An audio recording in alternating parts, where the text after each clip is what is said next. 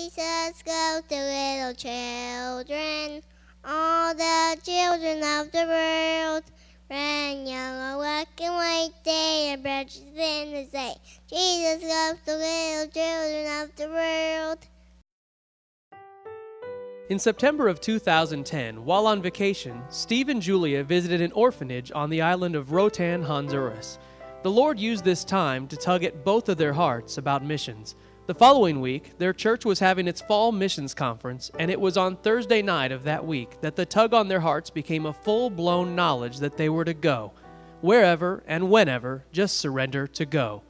At first, Roatan seemed the obvious choice, since they had been there, seen the work, and knew the needs there at the orphanage. But the Lord had a different direction for them. He laid the Dominican Republic on their hearts as they continued in prayer to know the will of God for where they should go. In February of 2011, Steve and Julia traveled to the Dominican Republic to survey the ministry of Team Dominican, part of Daystar Baptist Missions. Daystar believes strongly in the team concept, missionaries working side by side in different aspects of ministry to reach many for Christ. The Griffins immediately felt a connection with the team of missionaries there, as well as with the Dominican people, and they knew that this was where God was calling them to go. The Dominican Republic is in the Caribbean Sea and shares the island of Hispaniola with Haiti. If it was a U.S. state, it would be the 40th largest in landmass, but the 8th largest in population, with just over 10 million people, 3 million of which live in the historical capital city of Santo Domingo.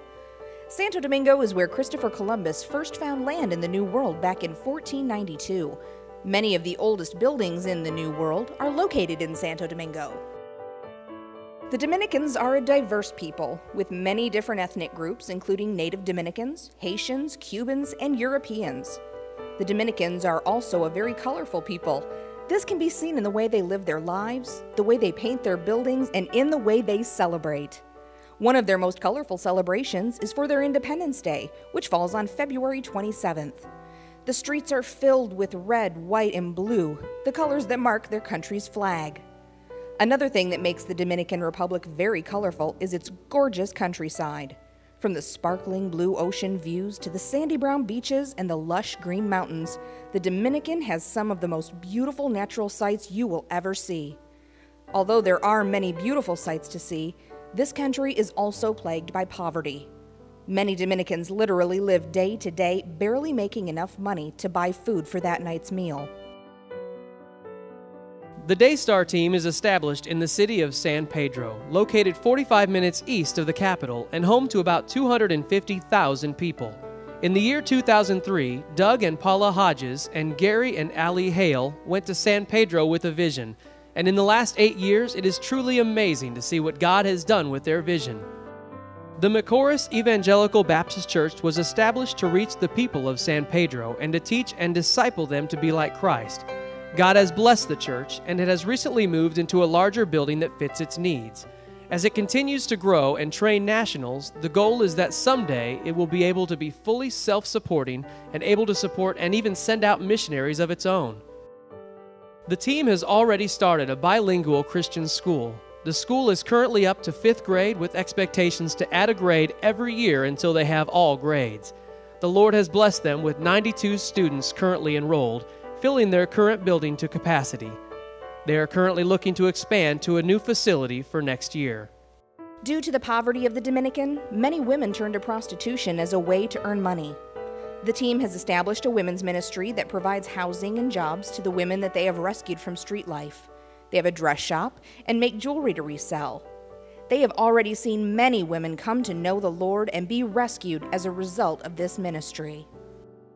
Another result of the poverty is a serious need for orphanages. The Lifehouse is an orphanage of sorts, but it is really more like a permanent foster home. The team trains Dominican house parents who then take in orphans, giving them a real home life, teaching them godly character and values. Baseball is more than just a sport in the Dominican Republic, it's a way of life. The baseball ministry is a valuable tool the team uses to reach young people for Christ. They have a league where they train young men to play baseball and also prepare them for life. Another area now being developed is a relationship with several Major League Baseball teams that have their Dominican training facilities in San Pedro. Many of the young prospects quit school in order to pursue their dreams in baseball. The team is currently working to establish relationships with them so they might be able to tutor the young men in English and other valuable subjects at the same time as being able to minister to them and teach them about the Lord.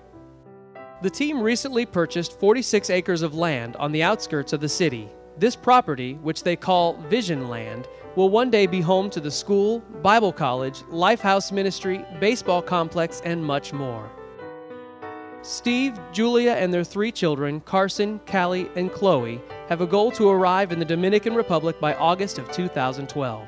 Steve and Julia will be involved with education, church planting, and discipleship. Will you pray about what God would have you to do in helping them to reach their goal? And will you partner with them as they go to reach the people of the Dominican Republic?